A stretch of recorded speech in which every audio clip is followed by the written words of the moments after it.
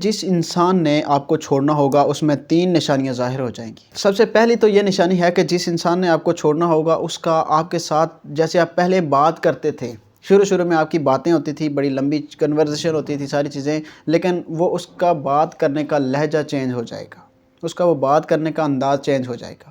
جس طریقے سے کے ساتھ وہ پہلے آپ سے بات کرتا تھا، آپ کو وہ اس کے الفاظ میٹھے لگتے تھے، آپ کو اس کے الفاظ سے سکون ملتا تھا، لیکن وہی الفاظ اب اس کے آپ کو درد دینے لگیں گے۔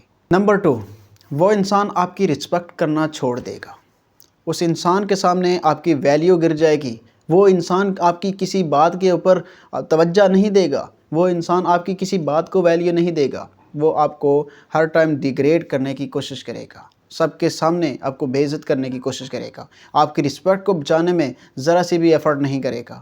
جہاں آپ کی بے عزتی کی والی بات بھی ہو تو وہ وہاں پر بھی آپ کا ساتھ نہیں دے گا۔ یہ دوسری سب سے بڑی نشانی ہوتی ہے کہ وہ آپ کی عزت کرنا چھوڑ دے گا، آپ سے بات بھی کرے گا، آپ سے بدتمیزی کرے گا، آپ کا دل دکھائے گا۔ اور نمبر 3، وہ انسان آپ کو وقت دینا بند کر دے گا۔ جس طرح آپ سے وہ پہلے بات کرتا تھا، اتنا وقت دیتا تھا کہ صبح سے شام تک آپ کے پیچھے ہوتا تھا، آپ کو سر آنکھوں پر بٹھا کر رکھتا تھا، آپ کو یہی کہتا تھا کہ میں ساری زندگی آپ کو نہیں چھوڑوں گا، آپ کے ساتھ کالز پہ بات کرتا تھا گھنٹوں، آپ کے ساتھ میسج پہ لگا رہتا تھا، دن رات یہی کام تھا، وہ آپ کو اچھے سے ٹریٹ کرتا تھا، لیکن وہ سب کچھ بند کر دے گا۔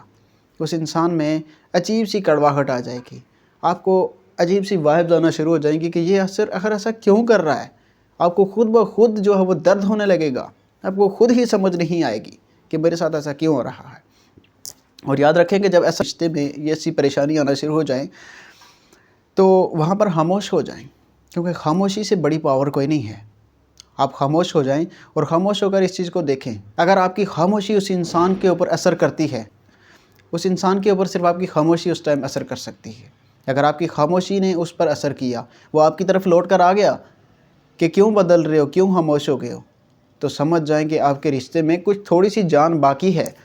لیکن اگر وہ انسان آپ کی طرف لوٹ کر نہیں آتا تو سمجھ جائیں کہ وہ انسان آپ کو چھوڑ چکا ہے، اس انسان کی طرف سے رشتے میں باقی کچھ بھی نہیں بچا ہوا، صرف آپ اکیلے ہی رشتے کو نبھا رہے ہیں۔ ایسے رشتے میں صرف آپ خود تباہ ہوتے ہیں، دوسرے انسان کو پرواہ نہیں ہوتی۔ اگر آپ کا ایسا کچھ سین چل رہا ہے تو آپ بھی اس چیز کو اپلائی کر سکتے ہیں، لیکن یہ بڑی کرٹیکل کنڈیشن ہے۔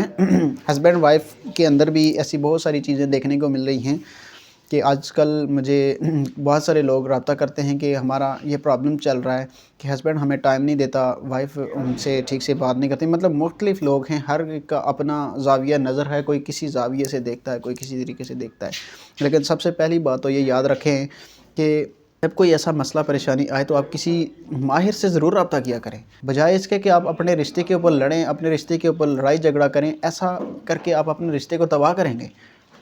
آپ کے رشتے میں اگر پریشانی پرابلم چل بھی رہی ہے نا، ہسبینڈ ٹائم نہیں دے رہا، وائف ٹائم نہیں دے رہا، تو کسی ماہر سے رابطہ کریں، اس سے مشورہ لے کے میں کیا کروں، تو دیکھیں وہ آپ کو اچھے طریقے سے گائیڈ کرے گا، انشاءاللہ آپ کا مسئلہ ٹھیک ہو جائے گا۔